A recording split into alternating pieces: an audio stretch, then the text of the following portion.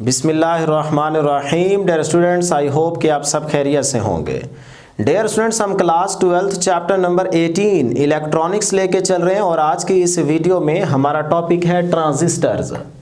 अगर आप टॉपिक के नाम पे गौर करें तो ये दो अल्फाज का कॉम्बिनेशन है। नंबर 1 ट्रांसफ़र, यानी कि कोई चीज़ ट्रांसफ़र होने लगी है।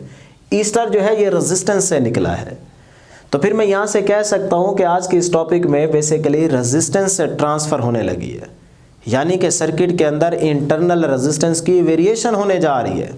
अब ये किस तरह से होगी हम आगे चल के देखते हैं। फिलहाल जो हम टॉपिक का स्टार्ट लेंगे वो कुछ इस तरह से लेते हैं कि आपको याद होगा प्रीवियस वीडियोस के अंदर आप पीएन जंक्शन यानी कि डायोड को पढ़ते चले आ रहे हैं।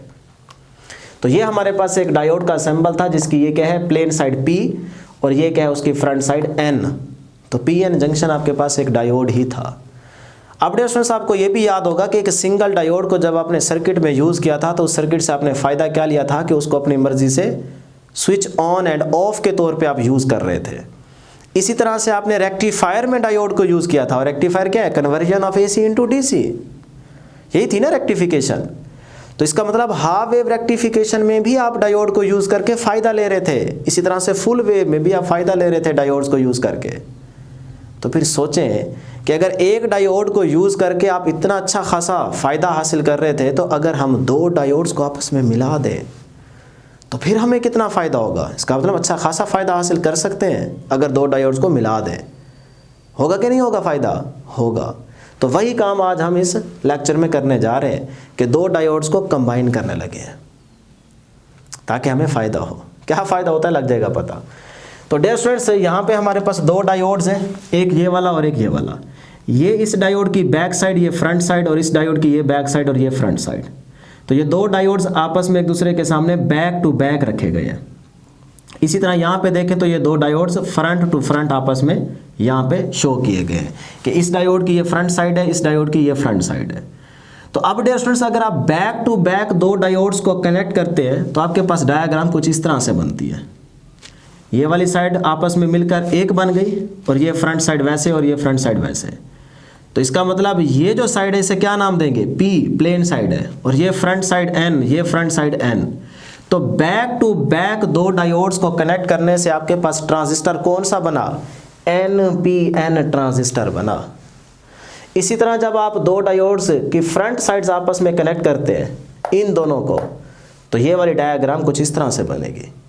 तो अब ये देखें, ये क्या बन गया, N, फ्रंट आपस में मिल गए ना, और ये वाली साइड प्लेन तो P, ये वाली साइड भी क्या है, P। तो ये ट्रांजिस्टर कौन सा बन गया, PNP ट्रांजिस्टर बन गया।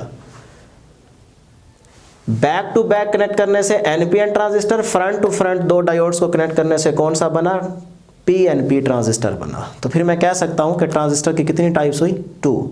नंबर 1 NPN ट्रांजिस्टर और नंबर 2 PNP ट्रांजिस्टर। तो डियर स्टूडेंट्स, इसी NPN ट्रांजिस्टर को हम कुछ इस तरह से डिवाइस की सूरत में डिनोट करते हैं। तो यहाँ पे देखें ये NPN ट्रांजिस्टर ही है। तो मैं कह सकता हूं कि दो N टाइप सेमीकंडक्टर्स के बीच में एक P टाइप सेमीकंडक्टर अगर फ्यूज्ड कर दिया जाए तो ये NPN ट्रांजिस्टर बन जाता है। यही काम हुआ ठहरा है ना, दो N टाइप सेमीकंडक्टर के बीच में एक P टाइप सेमीकंडक्टर मिलाया गया है, रखा गया है, तो ये क्या बन जाएगा, NPN ट्रांजिस्टर बन जाएगा। तो इसमें गौर करें, रीजन्स कितने हैं, 3। कितने रीजन्स हैं, 3। और डिप्लीशन रीजन कितने हैं, लेयर्स कितनी है, 2। बैरियर कितने हैं, 2। तो ये देखें, इस N और P के बीच में एक डिप्लीशन रीजन ये है, इस N और इस P के बीच में एक डिप्लीशन रीजन ये है। तो डिप्लीशन रीजन कितने हैं, 2। रीजन्स कितने हैं, 3। अब जो 3 रीजन्स हैं डियर स्टूडेंट्स, उसके नाम याद रखिएगा, ये बहुत इंपॉर्टेंट है क्योंकि आगे चल के आपको यूज़ करने हैं। नंबर 1, ये जो सेंट्रल रीजन है ना, इसको आप नाम देते हैं बेस का, और इसको नाम देते हैं एमीटर का, और इसको नाम देते हैं कलेक्टर का। तो जो 3 रीजन्स हैं वो कौन से हैं, base, emitter and collector. Base, emitter and collector, ये निशानी याद रखिएगा। इसी तरह डियर स्टूडेंट्स, अब इसी NPN ट्रांजिस्टर का यहाँ पे हमारे पास एक सिंबल ड्रा किया गया। तो सिंबॉलिकली फॉर्म NPN ट्रांजिस्टर की क्या है, ये है। इस तरह से इसको याद रखें, MCQs में पूछी जा सकती है, बना के देगा और पूछ लेगा, ठीक है। तो देखें NPN एमिटर, बेस, कलेक्टर। तो ये NPN ट्रांजिस्टर का सिंबल है, इसी तरह से ही इसको याद रखना है। लेकिन इसमें एक निशानी और याद रखनी है, एरो देख रहे हैं, एरो, ये एरो बेसिकली सर्किट में करंट के फ्लो की डायरेक्शन को रिप्रेजेंट करता है। तो यहां पे एरो क्या है, आउटवर्ड, एरो की डायरेक्शन क्या है, आउटवर्ड। तो अगर एरो की डायरेक्शन आउटवर्ड हो तो ये NPN ट्रांजिस्टर होगा, ये बात याद रख लें। अगर आप यूं याद नहीं रख सकते तो फिर यूं याद रख लें कि P to N हमेशा P to N डायरेक्शन रहेगी करंट की। यही होती है ना, आप जितने भी सर्किट यूज करते हैं तो उसमें कन्वेंशनल करंट की डायरेक्शन क्या होती है, फ्रॉम पॉजिटिव टू नेगेटिव। तो देखें P to N डायरेक्शन रहती है हमेशा। तो P to N आउटवर्ड ही बनेगी ना। तो P to N आपके पास डायरेक्शन होगी, एरो इसी डायरेक्शन को रिप्रेजेंट कर रहा है, और ये किसकी डायरेक्शन है, करंट के फ्लो की डायरेक्शन है। क्लियर। तो अगर डायरेक्शन आउटवर्ड है तो ये कौन सा ट्रांजिस्टर होगा, NPN। तो अब डियर स्टूडेंट्स अगर PNP ट्रांजिस्टर को देखें तो ये PNP ट्रांजिस्टर की डिवाइस है, या आप सर्किट कह लें। तो अब यहां पे भी हमारे पास देखें 3 रीजन्स हैं, बेस, एमिटर, कलेक्टर, और इसमें भी 2 डिप्लीशन रीजन है। इस N और P के बीच में एक डिप्लीशन रीजन ये है, और इस P और N के बीच में एक डिप्लीशन रीजन ये है। तो वही काम है। अब इसका अगर हम सिंबल देखें तो वो सिंबल कुछ इस तरह से है, वही चीज़ है, लेकिन सिर्फ एक चीज़ का फर्क है, और वो क्या है, एरो की डायरेक्शन। यहाँ पे आउटवर्ड है एरो, और यहाँ पे क्या है, इनवर्ड। तो ये निशानी याद रख लें, अगर एरो की डायरेक्शन इनवर्ड है तो ये PNP ट्रांजिस्टर होगा, और अगर एरो की डायरेक्शन आउटवर्ड है तो ये NPN ट्रांजिस्टर होगा। वहाँ पे दूसरी निशानी क्या याद रखी थी कि हमेशा डायरेक्शन क्या रहेगी, P to N। तो ये देखें P to N जा रही है, तो यहाँ पे भी तो वही है ना, देखें PNP ट्रांजिस्टर है तो P to N एरो की डायरेक्शन है। ठीक है। अब डियर स्टूडेंट्स ये जो बेस, एमिटर और कलेक्टर है, ये क्या काम करेंगे, होती क्या बलाएं हैं, इनमें हम करते क्या हैं, ये बड़े इंपॉर्टेंट MCQs हैं। तो उसके लिए हमने यहाँ पे टेबल बनाया जो कि आपने याद रखने हैं, MCQs के पॉइंट ऑफ व्यू से फिर से कह रहा हूँ इंपॉर्टेंट है।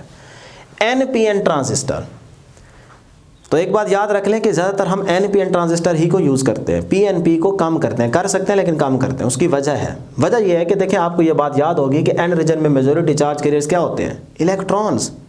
तो मैं अगर आपसे पूछूं कि होल्स को मूव कराना आसान है या इलेक्ट्रॉन्स को मूव कराना आसान है, तो आपका आंसर होगा सर इलेक्ट्रॉन्स, क्योंकि वो हल्के हैं as compare to the holes. वैसे तो होल मूव ही नहीं करता, लेकिन हम कन्वेंशनली ये बात करते हैं कि अगर करें, ठीक है, हम लेट कर रहे होते हैं, रिएक्शन ले रहे होते हैं, एक्शन नहीं ले रहे होते हैं, एक्शन इलेक्ट्रॉन ही करते हैं। तो इसका मतलब इलेक्ट्रॉन्स की मोबिलिटी क्या है, हाई, वो हल्के हैं, उनको आसान है मूव कराना। थोड़ा सा आप पुश देंगे, बैटरी से कनेक्ट करेंगे, वो इजीली मूव कर जाएंगे। तो इसीलिए अब NPN में देखें, NPN फिर आ गया, तो इसका मतलब वहाँ पे मेजॉरिटी चार्ज कैरियर्स क्या हैं, इलेक्ट्रॉन्स, तो उनको मूव कराना आसान है, इसीलिए हम NPN ट्रांजिस्टर को यूज़ करते हैं। क्लियर हो गया जी। अब इसमें याद रखिएगा कि बेस, एमिटर, कलेक्टर की हम 2 चीज़ें डिस्कस करेंगे, एक साइज और दूसरी डोपिंग यानी कि इम्प्योरिटी। देखो ना, N type, P type, N type, यानी कि आपने डोपिंग ही कराई होगी ना। N टाइप सेमीकंडक्टर में क्या किया था, डोपिंग, प्रीवियस वीडियोस के अंदर पढ़ के आ रहे हैं ना चैप्टर 17 में। तो अब हम दोबारा डिस्कस नहीं करेंगे, फिलहाल सिर्फ इनको MCQs के तौर पे याद रखेंगे। लो जी, साइज या विड्थ कह लें या थिकनेस कह लें, यानी कि बेस की थिकनेस क्या होगी, क्या क्या रखते हैं हम, एमिटर की थिकनेस हम क्या रखते हैं, कलेक्टर की थिकनेस हम क्या रखते हैं। इसी तरह उनकी डोपिंग को भी याद रखना है, मींस के इम्प्योरिटी, कि बेस में इम्प्योरिटी कम करते हैं, ज़्यादा करते हैं, क्या करते हैं, ये है मेरा कहने का मतलब। तो आपने याद रखना है, बेस में या बेस का जो साइज होता है, उसकी विड्थ होती है, थिकनेस होती है, वो थिन होती है, थिन। ये आपको थिन रखनी पड़ेगी। क्यों रखते हैं ये आगे चल के आपको बताएंगे, इसका फ़ायदा है। फिलहाल आप ये याद रखें कि बेस का जो साइज है वो क्या होता है, थिन, और इसका ऑर्डर कितना होता है, 10⁻⁻⁶ मीटर। क्लियर है जी। एमीटर की जो साइज होता है, एमीटर की जो थिकनेस होती है, विड्थ होती है, वो मॉडरेट होती है, यानी कि इसके कंपैरेटिवली थोड़ा ज़्यादा। कलेक्टर की जो साइज या विड्थ या थिकनेस होती है, वो इन दोनों के कंपैरेटिवली क्या होती है, लार्ज। कलेक्टर का साइज लार्ज रखते हैं आप, ठीक है। अब डियर स्टूडेंट्स, डोपिंग की बात करते हैं, तो बेस की डोपिंग आप लाइटली करते हैं, बेस में आप डोपिंग कम करते हैं, थोड़ी करते हैं। एमीटर में आपको डोपिंग स्ट्रांगली करानी पड़ती है। ट्रांजिस्टर के केस में आप एमिटर पे डोपिंग स्ट्रांगली करते हैं, ज़्यादा करते हैं। कलेक्टर पे आप डोपिंग मॉडरेट करते हैं, एवरेज, ना कम ना ज़्यादा, दरमियाने लेवल पे आप इसकी डोपिंग करते हैं। ठीक है, तो ये बातें याद रखनी है। अब इन्हीं बातों को शॉर्टकट आप यूँ रट्टा लगा सकते हैं। साइज़ की अगर हम बात करें तो देखें, कलेक्टर की सबसे ज़्यादा, फिर मॉडरेट, फिर थिन, तो फिर मैं कह सकता हूँ ना कि साइज़ कलेक्टर का ग्रेटर होगा एमिटर से, एमिटर का ग्रेटर होगा बेस से। क्लियर, रट्टा मार लो। उसके बाद इम्प्योरिटी या डोपिंग की अगर हम बात करें तो एमिटर की सबसे ज़्यादा, देखें, स्ट्रांगली करानी पड़ती है आपको, ज़्यादा से ज़्यादा इम्प्योरिटीज़ ऐड करनी पड़ती है आपको इसमें, एमिटर में। तो एमिटर की इम्प्योरिटी ग्रेटर होगी कलेक्टर से और कलेक्टर की इम्प्योरिटी ग्रेटर होगी बेस से। बेस की इम्प्योरिटी सबसे कम, यानी कि आप सबसे कम डोपिंग किस में करते हैं? बेस में। तो ये चीज़ें आपने याद रखनी है और वही चीज़ें हमने यहाँ पे शो कर दी हैं। एमिटर में देखें फ्री या इलेक्ट्रॉन्स मेजॉरिटी चार्ज करे इसके हैं इलेक्ट्रॉन्स, माइनॉरिटी चार्ज करे इसके हैं होल। पी में देखें मेजॉरिटी चार्ज करे इसके हैं होल्स। इस एन में भी क्या है? मेजॉरिटी चार्ज करे इलेक्ट्रॉन। तो यही चीज़ आपको यहाँ पे शो करके दिखाई गई है। अब डियर स्टूडेंट्स एक इंपॉर्टेंट और एमसीक्यूज याद रखना है जिसको हमने यहाँ पे मेंशन किया है, नोट। कहते हैं रेजिस्टिविटी, यानी कि एमिटर, बेस और कलेक्टर में रेजिस्टिविटी किसकी ज़्यादा होगी? एमिटर, बेस, कलेक्टर में रेजिस्टिविटी किसकी ज़्यादा होगी? सोचें। अगर ये चीज़ आपको समझ आ गई है तो फटाफट आप बता सकते हैं ना।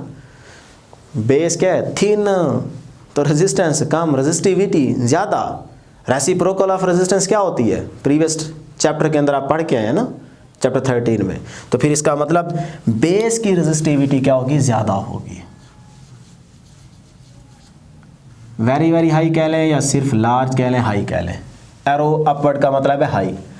उसके बाद आपसे सेकंड नंबर पर पूछा जा सकता है कंडक्टिविटी। तो एमिटर, बेस, कलेक्टर में से कंडक्टिविटी किसकी ज़्यादा होगी? देखें,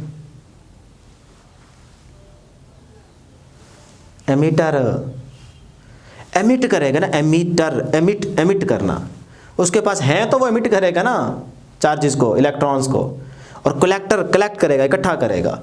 तो इसका मतलब कंडक्टिविटी किसकी ज़्यादा होगी? एमिटर की। कंडक्टिविटी किसकी ज़्यादा होगी? एमिटर की। ये होगी ज़्यादा। ठीक, तो ये थी बेसिक डिस्कशन। अब डियर स्टूडेंट्स हम देखते हैं कि जब हम ट्रांजिस्टर एनपीएन या पीएनपी ट्रांजिस्टर को नॉर्मली यूज़ करते हैं तो इसका कैसे सर्किट बनता है। तो नॉर्मल ऑपरेशन, तो इसमें सबसे पहली इंपॉर्टेंट चीज़ जो याद रखनी है वो ये याद रखनी है कि एमिटर, बेस, दो जंक्शंस बनेंगे, दो सर्किट बनेंगे। जब भी आप ट्रांजिस्टर को यूज़ करेंगे तो दो सर्किट बनेंगे, एक इनपुट और एक आउटपुट सर्किट। तो इनपुट सर्किट में एमिटर बेस होगा। एमिटर बेस जंक्शन को हमेशा आपने फॉरवर्ड बाइस्ड मोड पे रखना है, ये निशानी याद रख लें, आगे काम आएगी। और कलेक्टर बेस जंक्शन को आपने हमेशा रिवर्स्ड बाइस्ड मोड पे रखना है। एमिटर बेस जंक्शन को फॉरवर्ड बाइस मोड पे रखना है, कलेक्टर बेस जंक्शन को रिवर्स बाइस मोड पे रखना है। ये बात याद होगी और ये याद रखनी है और ऐसे करना है, तभी काम चलेगा। तो लो जी, ट्रांजिस्टर है हमारे पास एनपीएन ट्रांजिस्टर। तो इस एनपीएन ट्रांजिस्टर को सर्किट में यूज़ करते हैं जी। ये आ गया जी एनपीएन ट्रांजिस्टर। तो देखें, एमिटर बेस जंक्शन को फॉरवर्ड बाइस मोड पे रखना है। तो फॉरवर्ड बाइस मोड का मतलब पी साइड को बैटरी के पॉजिटिव टर्मिनल से कनेक्ट होना चाहिए और एन साइड को बैटरी के नेगेटिव टर्मिनल से कनेक्ट होना चाहिए। तो देख सकते हैं ये मोड कौन सा बन गया? फॉरवर्ड बाइस मोड। तो इनपुट सर्किट क्या बन गया? फॉरवर्ड। क्लियर? इसी तरह दूसरा सर्किट ये बन रहा है। तो कलेक्टर बेस जंक्शन को क्या होना चाहिए? रिवर्स। तो ये देखिए, बैटरी का पॉजिटिव टर्मिनल एन साइड से कनेक्ट है और पी साइड जो है वो बैटरी के नेगेटिव से कनेक्ट है। तो ये क्या बन गया? रिवर्स। प्रीवियस वीडियो के अंदर आपको पढ़ा के आ रहे हैं। तो आउटपुट सर्किट को रिवर्स मोड पे रखना है और इनपुट सर्किट को आपने फॉरवर्ड बाइस मोड पे रखना है। बस यही कुछ था इस डायग्राम में। अब कैसे करंट फ्लो करेगा, बैरियर ब्रेक करेंगे, वो आगे चल के डिस्कस करते हैं। तो एनपीएन ट्रांजिस्टर की सर्किट डायग्राम तैयार कर ली। अब आ जाए पीएनपी ट्रांजिस्टर में। तो वही काम है, सिर्फ एरो की डायरेक्शन को चेंज किया आपने। तो ये आ गया जी पीएनपी ट्रांजिस्टर। तो देखें, पी साइड को आपने बैटरी के पॉजिटिव टर्मिनल से, एन साइड को बैटरी के नेगेटिव टर्मिनल से, तो ये इनपुट सर्किट है। इनपुट सर्किट को आपने फॉरवर्ड बायस मोड पे रख दिया। इसी तरह ये एन साइड है तो बैटरी के पॉजिटिव से कनेक्ट है, ये सी यानी कि पी साइड है तो बैटरी के नेगेटिव से कनेक्ट है, तो ये बन गया आपके पास रिवर्स्ड बायस। बस सिर्फ फर्क क्या है कि यहाँ पीएनपी ट्रांजिस्टर है, यहाँ एनपीएन ट्रांजिस्टर है। अब आगे चल के क्या देखना है भाई, बैटरी कनेक्ट किया है, पुश मिलेगा, चार्जेस फ्री होंगे, बैरियर ब्रेक होगा, फ्लो ऑफ चार्जेस करंट, तो सर्किट में करंट आ जाएगा। अब हम क्या देखने जा रहे हैं जी, current flow in NPN transistor. NPN transistor में करंट के फ्लो को डिस्कस करने लगे। तो आपकी बुक में सबसे पहले ये डायग्राम दिखाई गई है, ये यही डायग्राम है, सिर्फ यहाँ पे इस एमीटर पे आपको electrons majority charge carriers electrons show करके दिखाए गए हैं कि जब इन इलेक्ट्रॉन्स को पुश मिलेगा, देखिए ना नेगेटिव है ना, तो ये नेगेटिव पोटेंशियल जब इन इलेक्ट्रॉन्स को पुश देगा, रिपेल करेंगे ना, नेगेटिव को रिपेल करेगा, इनको पुश मिलेगा, ये बैरियर ब्रेक होगा तो इलेक्ट्रॉन्स आगे मूव करेंगे, तो जैसे ही इलेक्ट्रॉन्स फ्लो करेंगे तो करंट आ जाएगा ना। तो पहली डायग्राम में वो सिर्फ बता रहा है कि यहाँ पे एमीटर पे क्या है, इलेक्ट्रॉन्स हैं, अब इनको पुश मिलेगा। तो सेकंड वाली डायग्राम में देखें बुक में, मैंने यहाँ पे नहीं बनाई, लेकिन आप ये वाली सेकंड डायग्राम बना लेंगे, ठीक है। तो इस डायग्राम में देखें जैसे ही उनको पुश मिला तो बैरियर ब्रेक हुआ और इलेक्ट्रॉन्स कहाँ चले गए, पी वाले रीजन में चले गए, पी वाले रीजन में। तो वो डायग्राम हमने यहाँ पे नहीं बनाई, लेकिन यहाँ पे बनी हुई है। अब वो जो पुश मिला है ना इलेक्ट्रॉन्स को, वो इतना ज़्यादा मिला है कि वो यहाँ पी में रुकेंगे नहीं। अब पी में मेजॉरिटी चार्ज कैरियर्स क्या हैं, होल्स, तो इलेक्ट्रॉन्स होल के साथ रिकम्बाइन होंगे और कुछ तो रिकम्बाइन हो जाएंगे, लेकिन कुछ पास करके कलेक्टर में आ जाएंगे, क्योंकि उनको पीछे से पुश, उनकी जो काइनेटिक एनर्जी है वो इतनी ज़्यादा है कि वो यहाँ पे रुकने की बजाय कुछ आगे निकल जाएंगे। और कलेक्टर में तो पहले से भी इलेक्ट्रॉन्स हैं, तो कोलिजन होगी, वहाँ पे उनकी एनर्जी बढ़ेगी, और ऊपर से यहाँ पे देखें पोटेंशियल क्या है, ज़्यादा, और है भी कौन सा, पॉजिटिव। तो पॉजिटिव उन नेगेटिव को अपनी तरफ खींचेगा, अट्रैक्ट करेगा, तो सर्किट में क्या आ जाएगा, करंट आ जाएगा। और ये भी बात याद रखिएगा, जैसे आपने ये दो निशानी याद रखी है ना, उसी तरह ये भी याद रखिएगा कि VBB जो है वो लेस देन होगा VCC से, यानी कि इनपुट सर्किट की जो आपके पास पोटेंशियल होगा वो इस पोटेंशियल से क्या होगा, लेस होगा। तो आउटपुट सर्किट का जो पोटेंशियल रखना है वो आपने ज़्यादा रखना है। तो यहाँ पे देखें डबल बैटरी कनेक्ट की गई है और यहाँ पे सिंगल बैटरी कनेक्ट की गई है। तो वही चीज़ मैं कह रहा था कि जब यहाँ से इलेक्ट्रॉन निकल के यहाँ पहुँचेंगे तो यहाँ से पोटेंशियल क्या है, हाई, और बैटरी का पॉजिटिव टर्मिनल, तो ये इनको अपनी तरफ अट्रैक्ट कर लेगा, खींच लेगा। तो जैसे ही खींचेगा तो सर्किट में क्या आ जाएगा, करंट आ जाएगा। अब डियर स्टूडेंट्स याद रखिएगा कि देखिए जब इस बैरियर को इन इलेक्ट्रॉन्स ने ब्रेक करके इस बेस में आए तो वो फिर सीधा क्यों गए हैं, इस तरफ क्यों नहीं आए सारे के सारे। देखें 2 4 तो इस तरफ आ रहे हैं ना, बाकी सारे आगे निकल गए हैं, जबकि आगे वाला बैरियर देखें मौजूद है, तो वो इस तरफ क्यों नहीं आए, सारे के सारे बेस की तरफ आ जाते ना, नहीं आएंगे, ठीक है। देखिए उसकी वजह ये है, कुछ तो हो गए ना यहाँ पे आपके पास रिकम्बाइन, और कुछ को एनर्जी इतनी ज़्यादा मिली है, पुश इतना ज़्यादा मिला है कि वो इस बैरियर को ब्रेक करके इस कलेक्टर वाले रीजन में आ जाएंगे। और जब यहाँ पे आएंगे तो यहाँ से उनको पुश नहीं मिल रहा, बल्कि यहाँ से देखें पॉजिटिव टर्मिनल और ये यहाँ पे क्या है, इलेक्ट्रॉन, तो वो इसको पॉजिटिव टर्मिनल इलेक्ट्रॉन्स को अपनी तरफ अट्रैक्ट कर लेगा। तो इसका मतलब इस साइड पे पोटेंशियल ज़्यादा है जो उनको खींच रहा है, बुला रहा है कि भाई इधर इधर इधर सीधा आने दो। तो वो इसीलिए ज़्यादातर इलेक्ट्रॉन्स कलेक्टर की तरफ जाएंगे, लेकिन कुछ इलेक्ट्रॉन बेस की तरफ भी आएंगे। तो बेस पे करंट क्या होगा, कम, क्योंकि यहाँ पे चार्जेस कम आ रहे हैं, और कलेक्टर की तरफ क्या आएंगे, ज़्यादा, तो आउटपुट पे करंट भी क्या होगा, ज़्यादा। क्लियर है। अब एक चीज़ मैं आपसे पूछता हूँ, यहाँ पे बैरियर पे गौर करें और इस बैरियर पे गौर करें, इस बैरियर पे गौर करें, इस बैरियर पे भी गौर करें। ये मैंने थिन बनाया है, ये थोड़ा थिक बनाया है, मोटा बनाया है। क्यों भाई, वजह, दोनों लाइनें बराबर होनी चाहिए ना, तो इसको मैंने मोटा किया, इसको थोड़ा पतला किया है। क्यों, वजह, अच्छा आप बताएं सोच के। तो टाइम वेस्ट नहीं करते क्योंकि ज़्यादा वीडियो लेंथी ना हो जाए। तो डियर स्टूडेंट्स ये मोड कौन सा रखा है आपने इनपुट सर्किट को, फॉरवर्ड बायस पे रखा है। तो फॉरवर्ड में विड्थ क्या हो जाती है, डिप्रेशन रीजन की विड्थ क्या हो जाती है, डिक्रीज, तो विड्थ क्या होगी, डिक्रीज। और रिवर्स बायस मोड में क्या होता है, थिकनेस, विड्थ क्या हो जाती है, इंक्रीज, बढ़ जाती है डिप्रेशन रीजन की। प्रीवियस वीडियो में एमसीक्यूज करा के आया हूँ। तो यहाँ पे रिवर्स मोड पे रखा है ना इसको, तो इसीलिए इसकी विड्थ भी क्या हो गई है, इंक्रीज हो गई है। ठीक है। तो अब डियर स्टूडेंट्स यहाँ पे हमने देख लिया कि भाई किस तरह से इनपुट सर्किट में करंट की फ्लो की डायरेक्शन और यहाँ पे आउटपुट सर्किट में किस तरह से करंट के फ्लो की डायरेक्शन, उसी डायरेक्शन को हम यहाँ पे रिप्रेजेंट करते हैं। करंट के फ्लो को तो हमने देख लिया ना कि यहाँ पे थोड़े बहुत चार्जेस आएंगे, कम करंट होगा, ज़्यादा कलेक्टर की तरफ चार्जेस भागेंगे उसकी वजह से, और यहाँ पे करंट क्या होगा, ज़्यादा होगा as compare to the input और बेस। तो अब हम उसी करंट की डायरेक्शन को रिप्रेजेंट करते हैं। ये वही डायग्राम है, सिर्फ यहाँ पे NPN इस तरह से दिखाया गया और यहाँ पे उसका क्या है, सिंबल। तो वही NPN ट्रांजिस्टर का सिंबल है, वही डायग्राम है, सारा कुछ वही है, सिर्फ आप यहाँ पे करंट की डायरेक्शन को रिप्रेजेंट कर रहे हैं।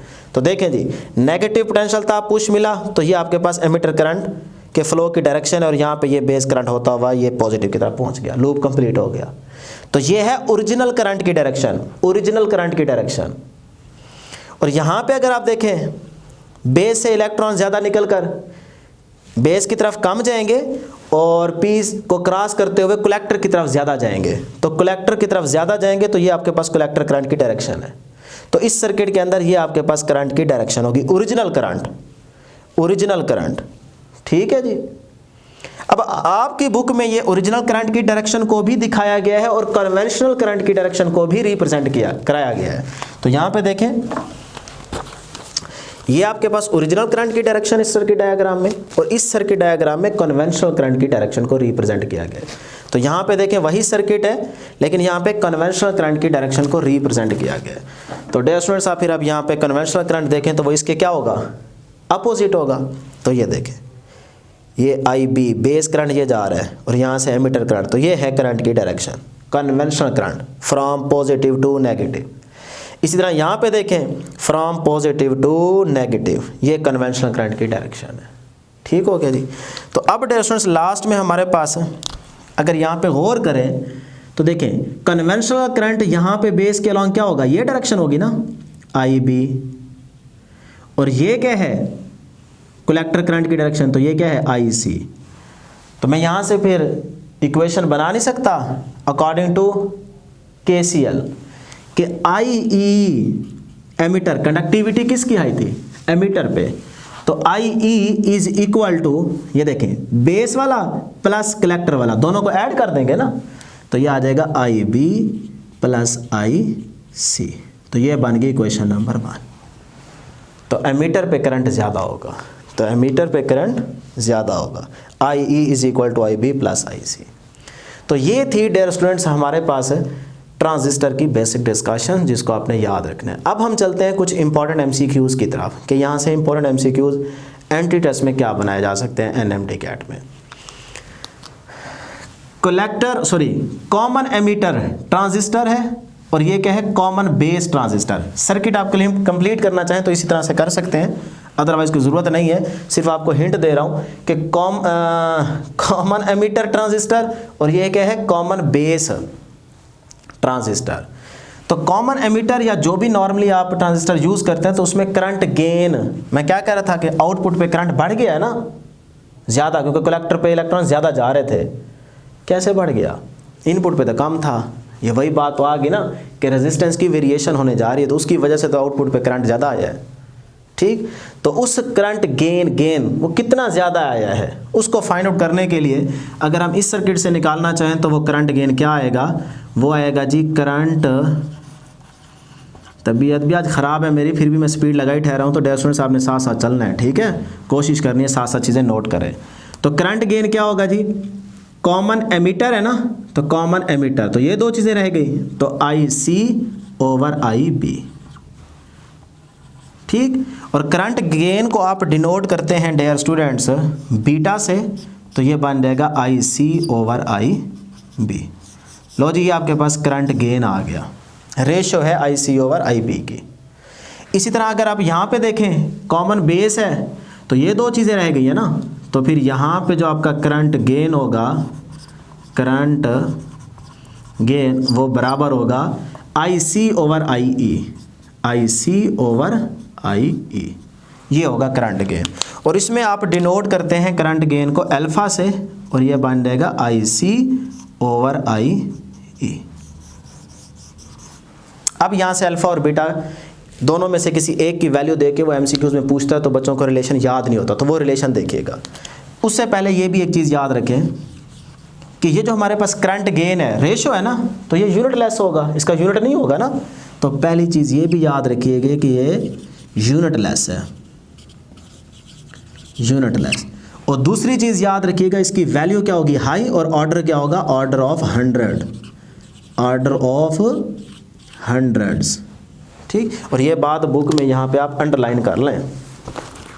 यहाँ पे देखें, it's value is large of the order of hundreds, तो ये वाला पॉइंट आप यहाँ पे अंडरलाइन कर लें। उसके बाद अगर यहाँ पे आप बात करेंगे तो इसमें भी आपके पास रेशियो है ना, तो यूनिट लेस,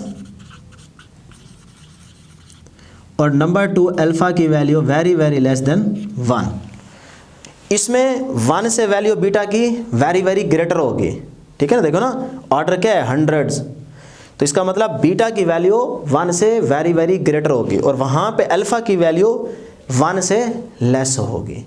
तो इसमें यूं भी आपसे पूछा जा सकता है, beta very very less than 1, alpha very very less than 1, इन दोनों में से कौन सी बात ठीक है, ये वाली बात ठीक लिखी हुई है या ये वाली बात ठीक लिखी हुई है। डियर स्टूडेंट्स, ये वाली बात गलत लिखी हुई है, ये वाली बात ठीक लिखी हुई है। कैसे, देखें, IC ज़्यादा होगा ना, और बेस पे करंट बहुत कम होता है, यानी कि ये ज़्यादा है, ये कम है, ये कम है तो ये ज़्यादा होगा, और आप कह रहे हैं 1 से लेस है, तो इसका मतलब गलत कर रहे हैं ना आप, बात समझ आ गई। इसी तरह इस केस में देखें, ये भी ज़्यादा और ये एमीटर पे करंट ज़्यादा, तो ये ज़्यादा तो ये कम, तो इसका मतलब अल्फ़ा कम होना चाहिए, तो 1 से लेस होना चाहिए। तो ये वाली बात ठीक है, ये वाली बात गलत है।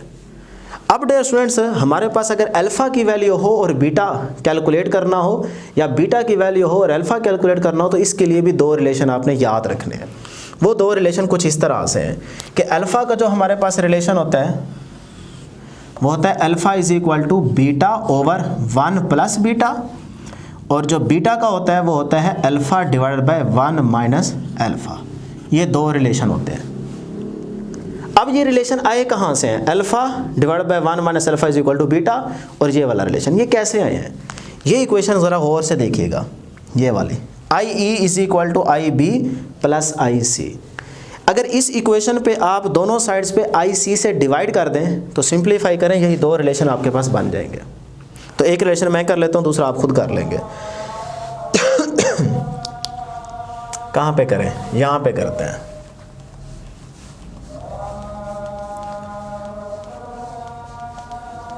देखें जी, इक्वेशन 1 लेने लगा हूँ, तो IE is equal to IB plus IC, इधर भी IC से डिवाइड कर दें, इधर भी IC से और इधर भी IC से।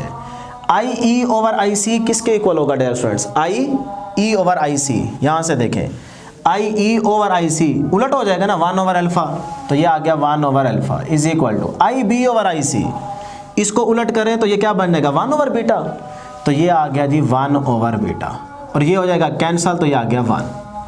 तो अब ले जी 1 over alpha is equal to LCM ले बीटा, ये आ जाएगा 1 और यहाँ पे आ जाएगा बीटा। तो अब उलट कर दें इनको, इधर से आ गया अल्फ़ा और इसको उलट करेंगे तो ये आ जाएगा बीटा ओवर 1 प्लस बीटा। लो जी, अल्फ़ा किसके इक्वल आया, बीटा ओवर 1 प्लस बीटा। कहाँ लिखा हमने,